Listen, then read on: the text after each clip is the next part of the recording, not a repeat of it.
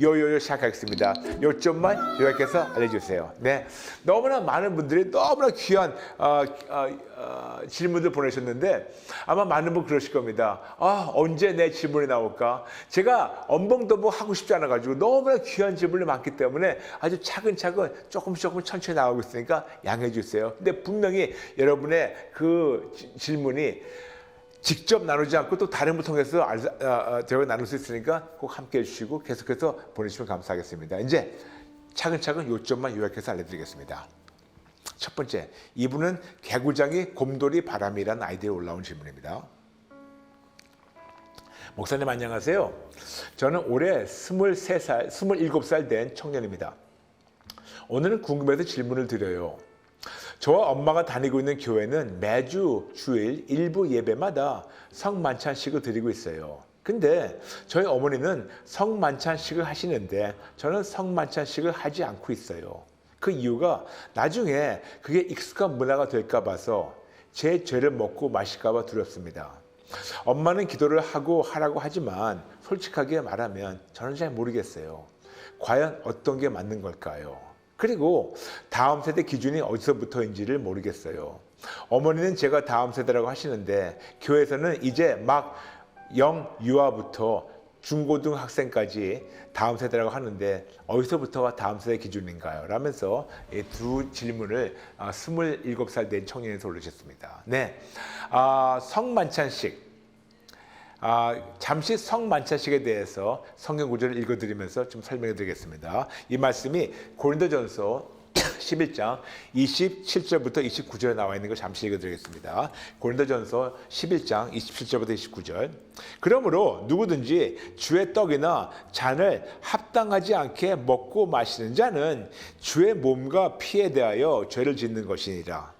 사람이 자기를 살피고 그 후에야 이 떡을 먹고 이 잔을 마실지니 주의 몸을 분별하지 못하고 먹고 마시는 자는 자기의 죄를 먹고 마시는 것이니라 라고 이렇게 말씀하고 있습니다. 그래서 진짜 합당하지 못하게 성만찬식에 참여하는 것, 이것이 무엇인가? 오늘 그거에 대해서 말씀드리고 아마 그것 때문에 성도님께서 나는 이게 합당하지 않다고 생각하니까 습관적으로 죄를 먹고 마시는 거를 꺼려서 하시는 것 같은데, 그렇다면 더 중요한 거는 정말 합당하지 않은 게 무엇인가? 거꾸로 얘기해서 그러면 합당하게 성만찬식 드리는 것이 무엇인가 설명드리겠습니다. 간단히 설명드릴게요. 아주 간단히 설명드릴게요. 합당한 것은 어떤 종교적인 의식이 아니고 예수님을 기억하고 기념하며 그분의 죽으심과 그분의 다시 오심을 기억하고 기념하며 선포하는 오직 예수님만 절대적으로 믿는 믿음으로 우리가 그 성만찬식에 참여하는 겁니다. 그게 바로 합당한 믿음을 하는 거예요. 그런데 그렇지 않은 모든 것이 합당하지 않는 겁니다. 다시 말씀드릴게요.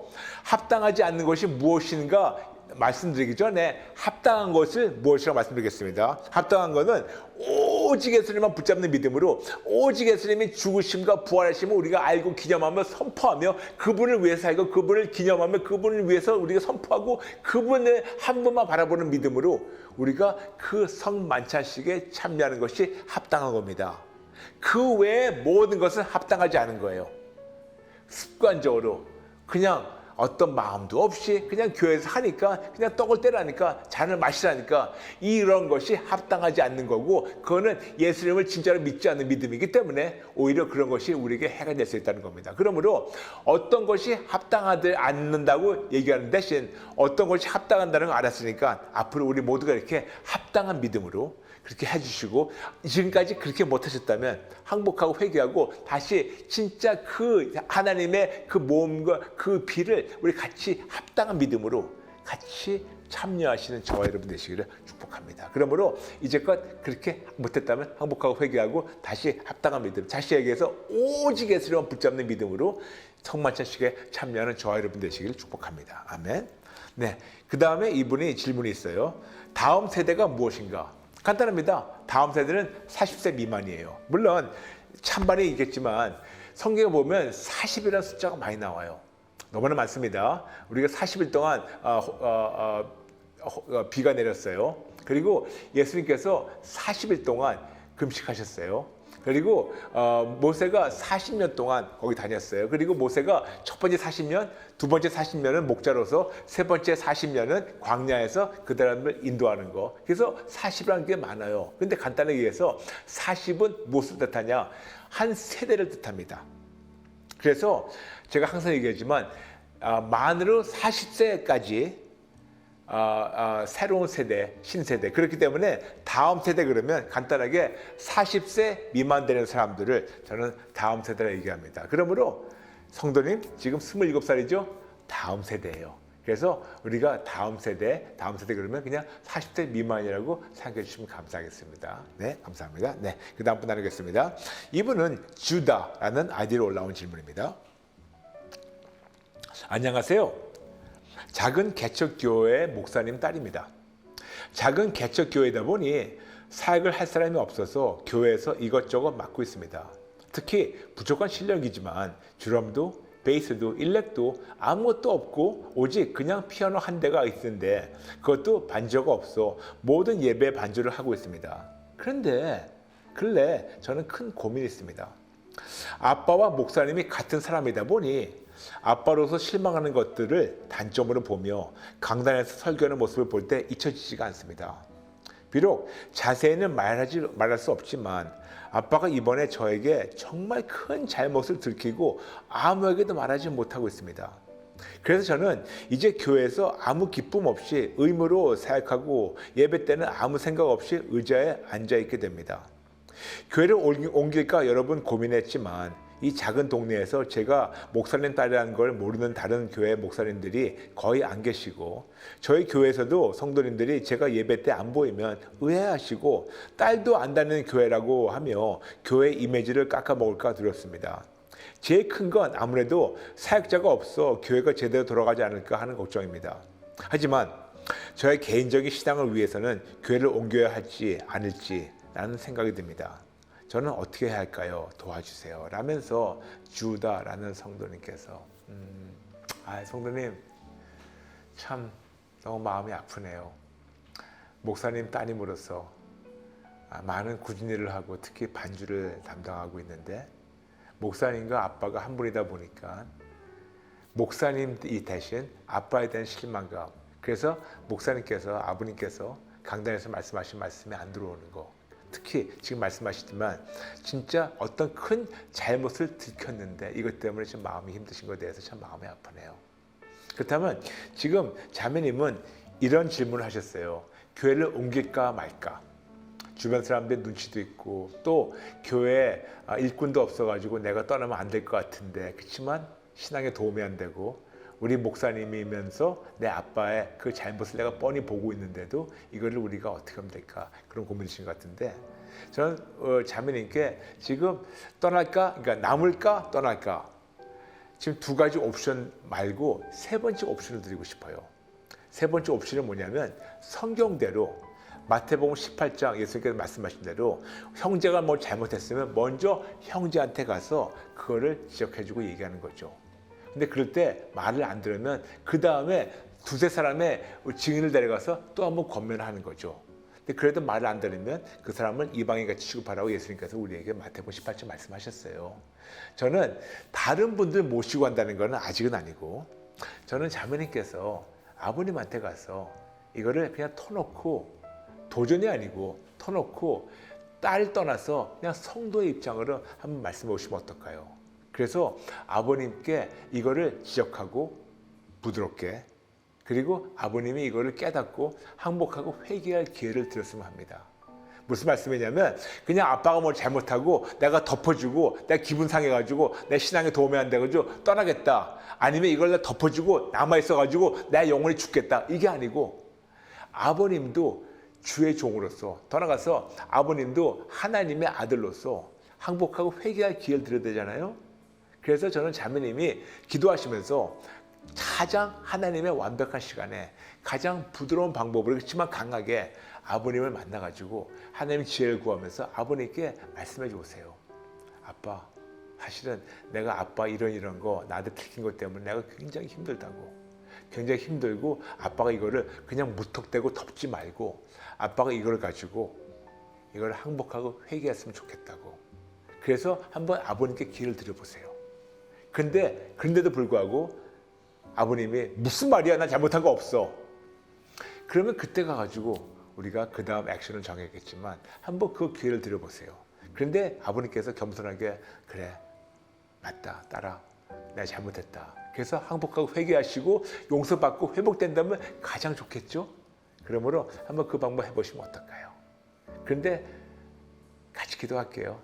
하나님께서 우리 아버님 찔러주셔가지고 이런 걸 자꾸만 급급히 덮지 말고 정직하게 항복하고 회개해서 용서받고 회복되어서 본인만이 아니고 따님과 모든 것이 회복되도록 우리 같이 기도할게요.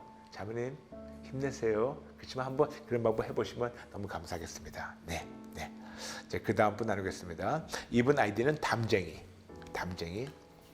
목사님, 저희 교회에서는 사도신경을 배제하고 하지 않고 또 주기도문을 할 때는 마지막 구절 나라와 권세와 영광의 아버지께 영원히 싸움나이다를 빼고 생략하고 하지 말라 하십니다. 그래서 주기도문을 할 때는 하늘에 계신 우리 아버지요 다만 악에서 구하시옵소서 아멘 하고 마칩니다. 이리 해도 되는 것인지요? 마지막 구절을 빼고 생략하는 이유에 대해서 말씀하시길, 마지막 구절은 하나님을 높여드리고 하나님께 영광을 드리는 문구라면서 이런 고백을 함으로써 성도는 내가 하나님께 무언가를 해드린 것 같고 내가 하나님을 영원하게 한 것 같다는 생각이 들게 해 성도 스스로의 마음을 높아지게 하고 그리하여 성도를 교만하게 한다고 빼고 하지 말라고 하셨습니다. 사도신경과 주기도문의 의미와 신학적인 바른 판단과 분별해 주시길 부탁드립니다. 라면서 담쟁이 성도님, 아주 좋은 질문입니다. 사도신경, 그리고 제가 우리 항상 얘기했지만 주기도문 그러는데 주기도문이라고, 주기도문, 예수님이 가르쳐 주신 기도문이라고 해가지고 주기도문, 영어로 Lord's Prayer. 하나씩 설명드릴게요. 저도 개인적으로 저희 교회에서 사도신경을 안 했습니다. 물론 그게 틀린 것이 아니에요. 나쁘다는 것이 아닙니다. 그렇지만 사도신경이 성경에 없어요. 예수님이 가르쳐 주신 것이 아닙니다. 성경 66권, 1189장, 89장 그리고 31,101구절 어디에도 사도신경이 없기 때문에 저는 그거를 우리 교회에서 안 했고 지금도 안 하고 있어요. 오히려 사도신경을 본다면 그 역사는 3세기, 4세기 그때쯤 우리 믿음의 선배들이 모여가지고 우리 신앙을 좀 정리해가지고 우리가 같이 고백하게 된 거지. 그렇다고 해서 그것이 비성경적인 건 절대로 아닙니다. 그렇지만 성경이 없기 때문에 저는 안 하고 있다는 뿐이지 나쁘다는 건 아니에요. 그렇지만 저는 안 하고 있습니다. 그렇지만 주기도문은 성경에 너무나 뚜렷하게 기록되어 있습니다. 마태복음 6장에 너무나 뚜렷하게 기록되어 있어요. 그런데 마지막 부분 내가 나라와 권세와 영광의 아버지께 영원히 싸움나이다. 아멘. 이거는 포함되어 있지 않아요.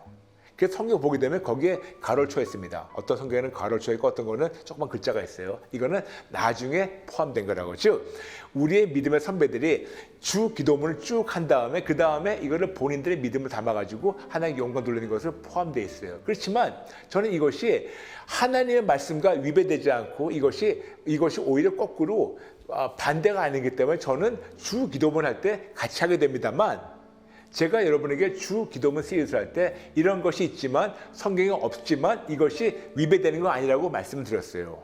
그래서 저는 성도님 지금 출석하신 교회에서 그 마지막 부분이 인간의 교만이라 한 것에 대해서는 제가 정확히 무슨 뜻인지 모르겠어요. 저는 그거를 동의할 수 없겠지만 저는 오히려 하나님께만 영광을 돌리기 때문에 저는 이것이 아무런 문제 없기 때문에 해도 된다고 생각합니다. 그래서 저는 개인적으로 주 기도문 할 때 마지막은 포함될 수 있지만 성경에 없지만 저는 마지막은 포함돼서 믿음으로 고백하게 됩니다. 왜냐? 모든 것이 하나님께만 영광을 돌리는 거니까. 그래서 저는 하게 되고 그렇지만 저는 사도신경은 성경에 없기 때문에 안 합니다. 그렇지만 여러분 교회에서 사도신경 하셔도 괜찮아요. 여러분 교회에서 주 기도문 마지막 부분을 포함하셔도 괜찮아요. 그리고 주 기도문 마지막 부분에서 빼고 생략하고 하셔도 문제가 없어요. 중요한 거는 이 모든 것이 누구의 영광을 위해서 누구를 바라보고 하는 건가. 내가 뽐내는 것이 아니고 하나님의 영광이라면 여러분께서 주 기도문과 또 사도신경을 하셔도 됩니다. 그런 마음으로 해주시면 감사하겠습니다. 아멘. 감사합니다. 네. 그 다음 밤토리 성도님, 이분이 올라온 아이디는 남편이 일요일 오전 예배만 드리고 아무 교회 활동을 못하게 합니다. 교회 단어도 꺼내지 못하게 합니다. 더 이상 수요, 금요 예배 못 가게 하고 지키지 않을 시 이혼까지 하자고 합니다. 어떻게 대처해야 합니까? 정말 숨이 막혀서 힘듭니다. 교회를 못 가면 내가 죽을 것 같고, 내가 교회를 가면 남편이 죽을 것 같다고 하고, 남편의 공황장애 있다고 하는데 이것 때문인지 궁금합니다. 그동안 영성으로 누르라는 말만 듣고 교회 활동 열심히 했지만, 나는 은혜를 받고 하나님과의 관계가 너무 좋지만 그럴수록 남편의 핍박은 날이 갈수록 숨을 조여오고 있습니다.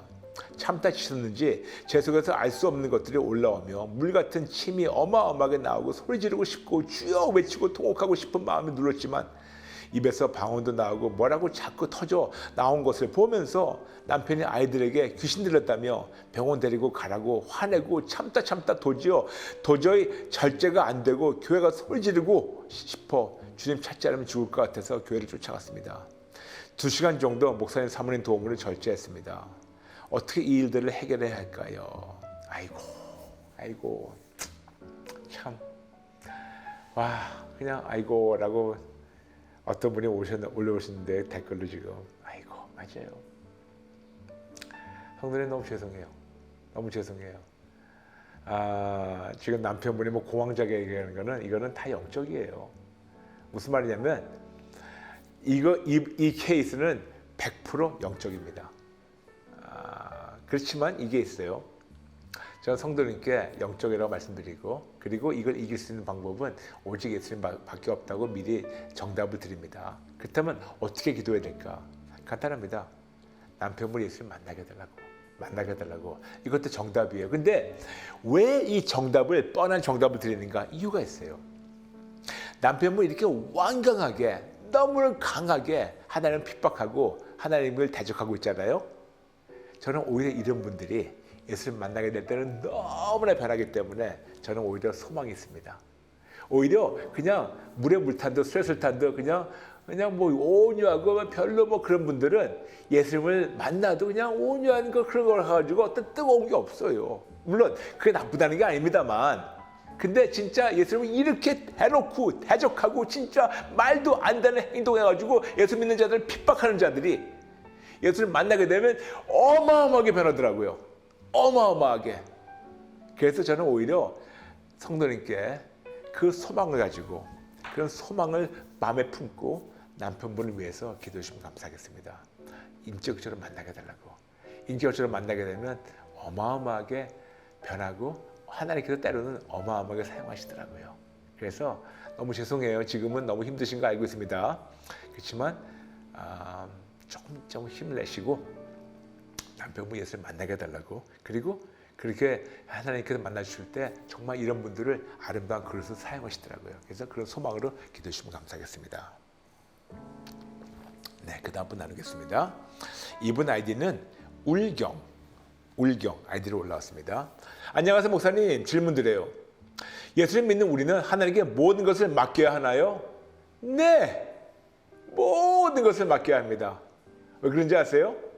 우리가 하나님을 주님 그러죠. 근데 여러분, 주님 그러면 full time 100% 어떤 상황에도 그분이 주님이에요. 근데 우리가 그분을 파트타임으로 내가 원할 때만 주님 그러잖아요. 그런 자들은 뭐라는 줄 아세요? 반역자라 그래요. 왜냐? 계속해서 꿈틀거리면서 말로만 주님, 간사하게 아주 치사하게 말로만 주님 그러지만 어느 한순간에 내가 그분을 또 누르고 내가 주인이라고 하는 거, 이거는 반역자예요. 반역자입니다. 그러므로 하나님이 우리의 삶에서 100% 풀타임 전체적으로 주님이 되지 않으시면 우리는 더 그분을 눌러가지고 내가 주인하려고 하는 그런 반역자이기 때문에 이거는 끔찍한 죄입니다. 그렇기 때문에 모든 걸 다 맡겨야 돼요. 그런데 여기 놀라운 은혜가 있습니다. 예수님께 모든 걸 맡게 돼서 예수님이 나의 모든 걸 되어주시면 예수님이 나의 모든 걸 책임져 주세요. 다시 말씀드릴게요. 제가 이거는 여러분께 하도 말씀 많이 드려가지고 여러분 지금쯤 기억하실 거예요. 예수님이 나의 모든 걸 되어주시면 예수님이 나의 모든 걸 책임지신다. 다시 한번 지금 따라해 주세요. 예수님이 나의 모든 걸 되어주시면, 예수님이 나의 전부가 되어주시면 예수님이 나의 전부를 책임지신다. 다시 한번, 예수님이 나의 전부가 되어주시면 예수님이 나의 전부를 책임지신다. 다시 한번, 예수님이 나의 전부가 되어주시면 예수님이 나의 전부를 책임지신다. 맞아요. 전부가 되어주시면 전부를 책임지세요. 그래서 모든 걸 맡기는 거고, 모든 걸 맡기지 않는 순간 내가 또 주인 되려고 꿈틀거리기 때문에 나는 반역자이기 때문에 끔찍한 죄를 짓는 겁니다. 근데 모든 걸 맡기게 되면 전부가 되어주시면 전부를 책임지시는 하나님의 놀라운 은혜를 체험하십니다. 아멘. 그래서 전부를 맡기세요. 감사합니다. 네, 그 다음 분 나누겠습니다. 이분은 익명으로 올라왔습니다. 목사님, 저는 음악을 하는 사람이고요. 모태신앙입니다. 수년 전 저는 공황장애로 인해 호흡곤란을 심해서 죽을 뻔한 경험이 있었는데, 그때 호흡이 끊어지는 듯 상황에 하나님께 이런 기도를 드렸습니다. 하나님, 저를 살려주시면 하나님만 찬양하겠습니다. 다른 음악 말고 오직 하나님만 찬양하겠습니다. 라고 기도를 했었는데요. 그 후에 조금씩 숨 쉬어지는 것이 괜찮아졌습니다. 그런데 이 기도가 서운 기도였는지 많이 헷갈리기도 하고 힘이 듭니다. 사실 성공하지 못한 음악인이라 음악으로 생계 유지하기도 힘이 드는데, 하나님을 찬양하는 일은 더더욱 경제적인 것을 아예 생각할 수가 없는데요. 그 기도가 서운 기도라 서운한 것을 지키지 않아서 지금의 삶이 이렇게 막히고 안 되는 것인지 너무 고민이 됩니다. 이런 상담을 어디에도 할 수가 없어서 목사님께 질문드립니다. 라면서 익명으로 보내셨습니다. 성도님, 지금은 괜찮으셨나요? 네, 괜찮으시면 감사하겠습니다. 근데 질문이 있어요. 분명히 여기서 말씀하셨어요. 하나님, 저를 살려주시면 하나님만 찬양하겠습니다. 다른 음악 말고 오직 하나님만 찬양하겠습니다. 이렇게 말씀하셨죠. 근데 왜 꼭 이거를 사람들 앞에서 공연해야 된다고 생각하세요? 여쭤보겠습니다. 하나님만 찬양, 혼자서 찬양할 수도 있지, 왜 꼭 이거를 곡을 만들어가지고 이걸 사람들 앞에서 공연을 해가지고 사람들 앞에서 내가 이렇게 한다는 것을 보여줘야지만 이것을 서운 기도라고 생각하세요? 무슨 말이냐면, 하나님만 찬양하겠습니다. 나는 내가 골방에서도 어떤 상황이라도 운전하면서, 설거지하면서, 일하면서, 내가 뭘 하면서, 운동하면서, 뭘 하면서 매 순간 하나님만 찬양하고 세상 음악 안 부르겠습니다. 그게 이것이 드릴 말씀이지, 내가 꼭 사람들 앞에서 곡을 만들어가지고 사람들을 뽐내면서 내가 공연하겠습니다. 그게 아니잖아요. 무슨 말인지 아시겠어요? 우리가 퍼블릭 라이프, 즉 공적으로 할 때도 있지만 사적으로 나 혼자서도 하나님만 찬양할 수 있는데, 왜 그거는 잊어버리면서 사람들 앞에서 공연만 해가지고 이걸 통해서 생활만 해야 된다고 생각하십니까? 물론 그러면 좋겠지만, 지금 성도님께서 하나님께 하신 그 약속은 살려주신다면 하나님을 찬양하겠습니다. 사람이 있든 없든, 돈을 벌든 안 벌든, 내가 매 순간 하나님은 나의 모든 걸 담아서 내 호흡을 다 담아가지고 하나님을 찬양하겠습니다. 그러면 되는 거 아닐까요? 그렇죠? 그러면 하나님께서 그렇게 그런 태도로 사적에서 사사건건 세상 걸 다 버리고 하나님을 찬양하는 마음이 있으면 하나님은 그런 거를 보시고 환경을 열어주세요. 그런데 그렇지도 않으면서 사람들 앞에서 이거를 곡을 써가지고 찬양을 만들어가지고 하늘 공연하겠다, 그런 마음 갖고 있는데 그거는 공적이고 사적에서 그렇지 않다면 하나님이 그거를 진짜 기뻐하실까요? 그러므로 하나님께 약속했습니다. 하나님을 찬양하겠다고. 매 순간 어떤 상황이라도 혼자서라도 골방에서 그냥 찬양하세요. 그러면 하나님께서 하나님의 방법으로 하나님 시간에 하나님께서 어떻게 하실 겁니다. 그리고 그동안 꼭 사람들 앞에서 공연해야 된다는 그러한 강박관념이 있었던 거를 항복하고 회개하시고, 그리고 하나님을 사적으로 골방에서도 찬양하시는 성도님 되시길 축복합니다. 아멘, 아멘. 네. 그 다음, 이분은 좀 사연이 깁니다. 다음은 타호라는 아이디로 올라온 질문입니다. 안녕하세요. 하나님의 음성 듣고 분별하고 순종하는 방법을 검색하다가 목사님을 알게 되었어요. 날마다 알도하기 위해 내가 주인된 것을 회개하며 성령님이 찔러주시기 기도하며 항복하고 하나님께 나아가려 합니다. 저의 질문은, 하나님이 나의 주인 되신 이후에 어떤 세상적인 책을 읽지 않고 성경책에서 하나님의 지혜로 세상을 이기며 살기를 원하거든요. 그런데 매일 성경을 읽지만 저의 상황에서 항상 적절하고 구체적인 방법으로 발전하는 게 아직은 어려워요. 그래서 세상적인 자기 개발서가 아니라 믿음의 사람들이 쓴 신앙 서적을 참고하며 삶에 적용해 보려고 하는데요. 얼마 전 새롭게 하소서를 간증하신 한 회계사분을 봤는데 이분이 변호사, 회계사, 간평사 등등 전문 자격증을 37개를 따시고 그 과정에서 하나님 일하심을 간증하시더라고요. 감동을 받아 그분의 유튜브를 다 봤습니다. 천재 혁명이라고 자신 방법을 알려주신다 하면서 공부하는 팁을 주셨는데 그 방법이라는 것이 뇌를 속이며 자신이 하고자 하는 목표를 노트에 적어서 매일 읽는 거래요. 10년, 5년, 1년 목표를 구체적으로 적고 그것이 이루어지는 것처럼 믿으며 매일 자기 전에 읽어서 뇌에게 그것이 되기를 인식시키는 방법이다 라는 내용이었어요. 근데 솔직히 이걸 어떻게 받아들여야 할지 신앙이 있으시고 믿음이 있으신 분의 이야기지만 이것이 성경적인지 아니면 내가 노력해서 뇌를 속이는 이 방법이 꼭 뉴에이지는 아닌지 좀 혼란스러웠어요.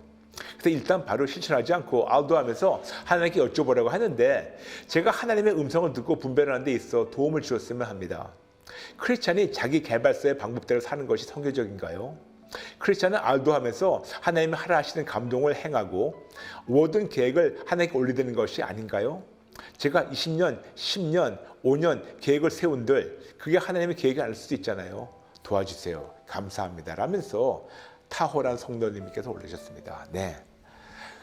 이게 너무 긴 질문이고 이게 다 해당 안 될 수 있겠지만 너무 중요하기 때문에 오늘 이걸 여러분께 잠시 나누고자 합니다.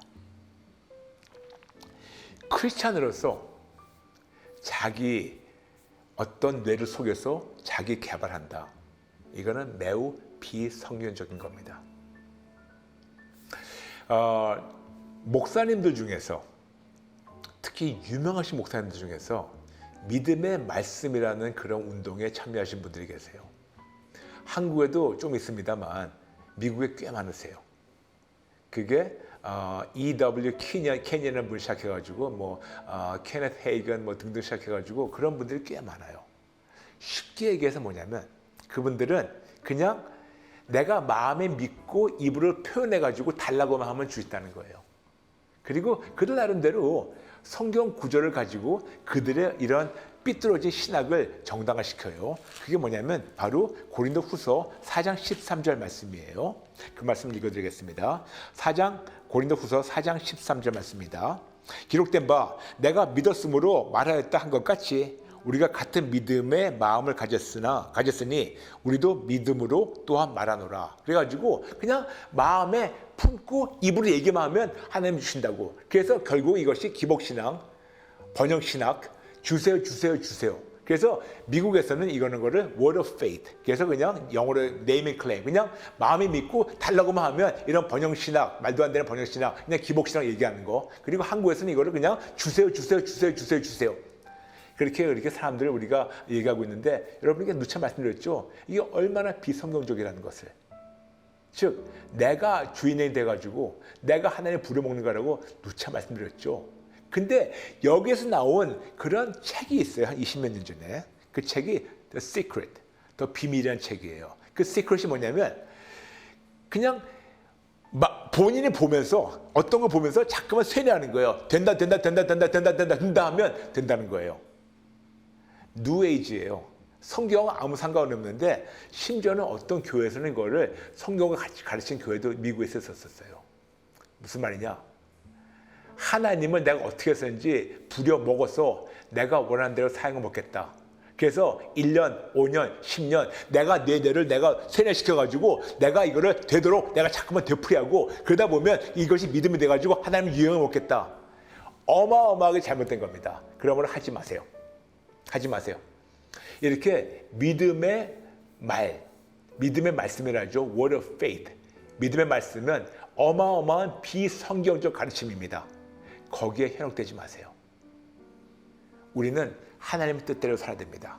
그래서 거기도 말씀드렸죠. 시편 37편 4절. 우리는 알고 있습니다. 마음의 소원을 이루신다고. 근데 이거를 사람들이 그것만 딱 떼서 얘기하니까 그렇지만 37장 3절, 37편 4절, 37편, 5편을 보게 되면 진짜 하나님께서 하나님만 절대로 신뢰하고 그분께 전적으로 맡기고 그분들만 기뻐하게 되고 그분만 절대로 신뢰하게 될 때 그때 비로소 성령님이 나에게 아버지의 마음을 알려주시고 그리고 그 마음을 알려주신 대로 그걸 우리가 분별해가지고 그 마음대로 그 뜻대로 하나님께 기도하게 되면 하나님 뜻대로 기도하니까 하나님 이루어주시는 것이 바로 요한일서 5장 14절 15절 말씀이에요. 그렇기 때문에 내가 정해가지고 내가 하나님 이용하는 거 이런 워드 페이트 비성경적인 게 빠지지 마시고 자기개발서에 빠지지 마시고 이 시크릿 같은 거 누에이지 빠지지 마시고 순수하게 하나님을 알아가시는 성도님과 우리 모든 분 되시길 축복합니다.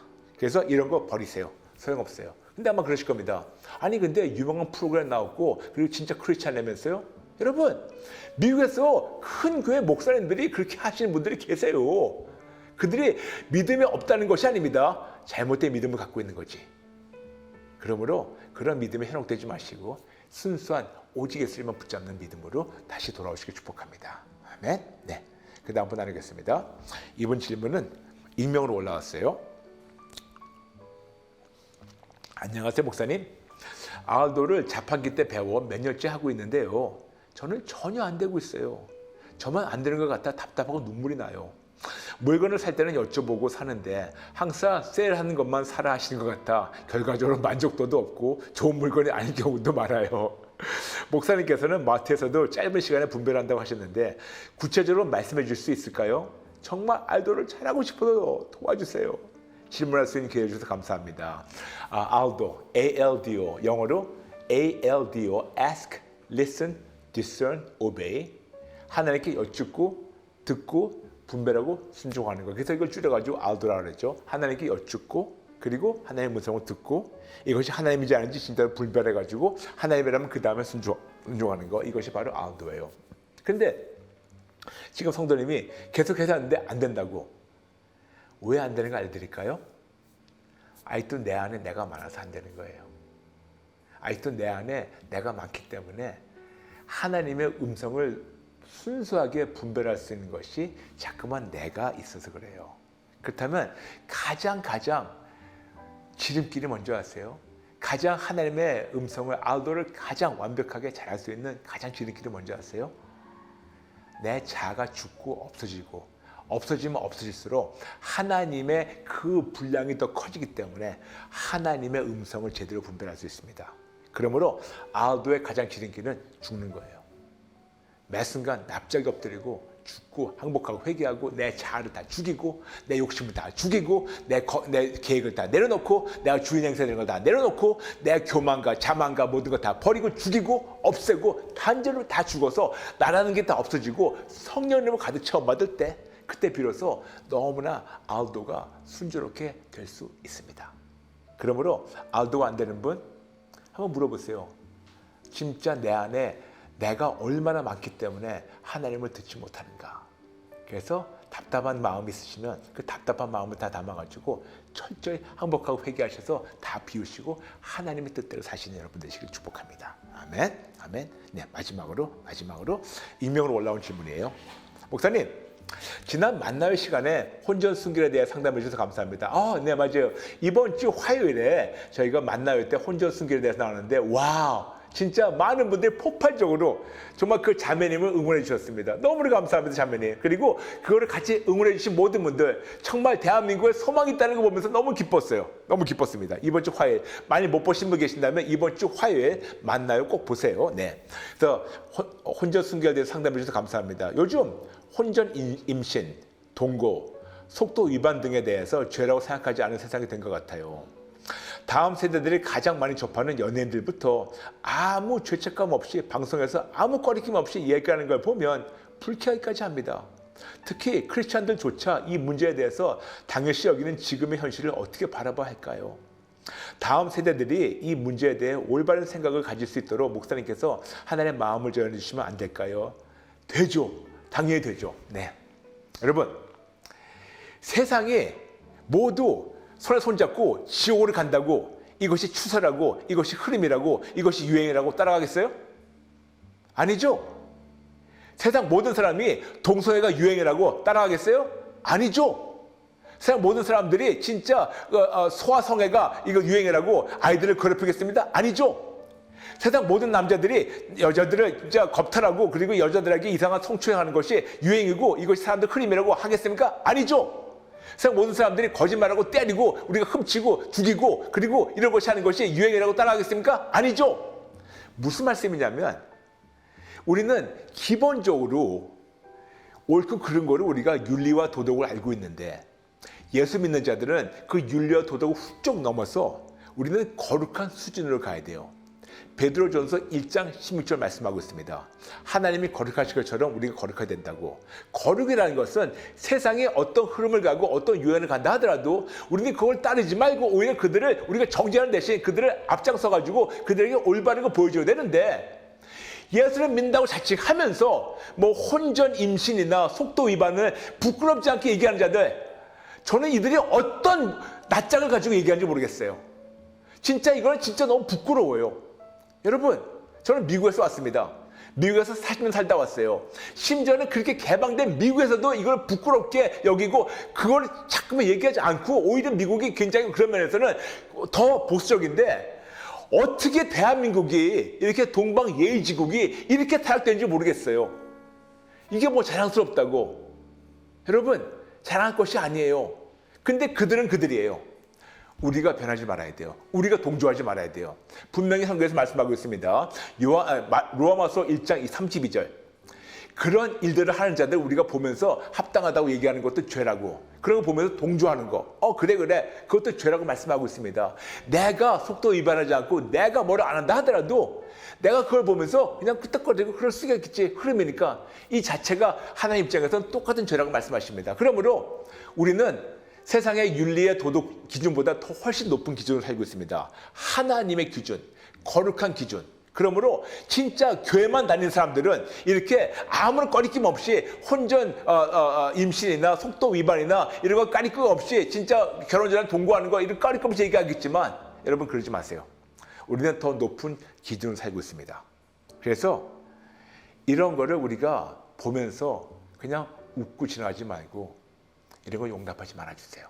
그리고 우리부터 먼저 우리가 거룩한 기준으로 하나님의 뜻대로 살아갈까요? 그리고 이런 다 타협한 기준으로 사시는 자칭 종교인들, 그들을 정죄하는 대신, 미워하는 대신 그들이 몰라서 그러니까 그들이 예수를 만나게 해달라고, 그들의 마음과 생각과 눈과 귀와 입을 가리고 있는 어둠과 거짓을 없애달라고, 예수를 만나달라고 우리 같이 기도하면 어떨까요? 아멘? 아멘? 네, 감사합니다. 감사합니다.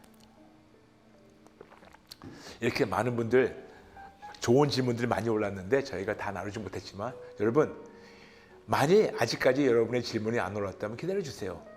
저희가 반드시 여러분 그 질문을 꼭 나누도록 하겠습니다. 근데 어쩌면 비슷한 질문이 올라왔기 때문에 딱 여러분의 질문이 채택 안 된다 하더라도 다른 분들의 질문을 통해서 여러분의 궁금증이 해소될 수가 있어요. 그러므로 계속해서 올려주세요. 그래서 여러분은 이 질문을 올리는 것을 따로 만들었어요. 그래서 요요 링크를 만들었습니다.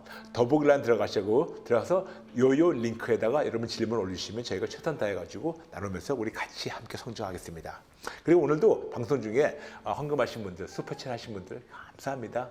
오늘만이 아니고 또 과거 하신 분들 감사합니다. 앞으로 하실 분들도 감사합니다. 슈퍼챗만이 아니고 모든 면에서 정말 하나님의 은혜와 여러분의 사랑과 후원으로 저희가 지금 계속해서 예수님을 증거하고 있습니다. 진심으로 감사하고 계속해서 여러분 보내실 때마다 여러분의 이름을 부르면서 하나님께 올려드리고 하나님께서 여러분 100배 축복해 주시고 100배 열매를 맺게 해달라고 말씀과 기도하고 있습니다. 그러므로 감사합니다. 허투루 쓰지 않고 두렵고 떨리는 마음으로 하나님께 여쭙고 듣고 분별하고 순종하면서 하나님 기뻐하신데 흘려보내겠습니다. 그리고 마음껏 축복합니다. 그리고 여러분 우리 계속해서 여러분 많은 분들에게 저희 저스티에서 알려주시고 그리고 계속해서 구독, 좋아요, 전체 알람 구독, 좋아요, 전체 알람 그리고 모든 프로그램마다 꼭 좋아요를 꼭 눌러주세요. 여러분 감사합니다. 감사합니다. 진짜 순간순간마다 오직 예수님을 승리하시길 축복하며 그리고 우리 여러분 다시 말씀드릴게요. 예수님이 나의 전부가 되시면 예수님이 나의 전부를 책임졌습니다. 그러므로 내가 건방지게 내 뜻대로 하나님 부려먹지 말고 그리고 세상과 타협하지 말고 거룩한 진짜 크리스천 되시는 저와 여러분 되시길 축복합니다. 여러분 감사합니다. 사랑합니다. 축복합니다. 다음 시간에 뵐게요. God bless you.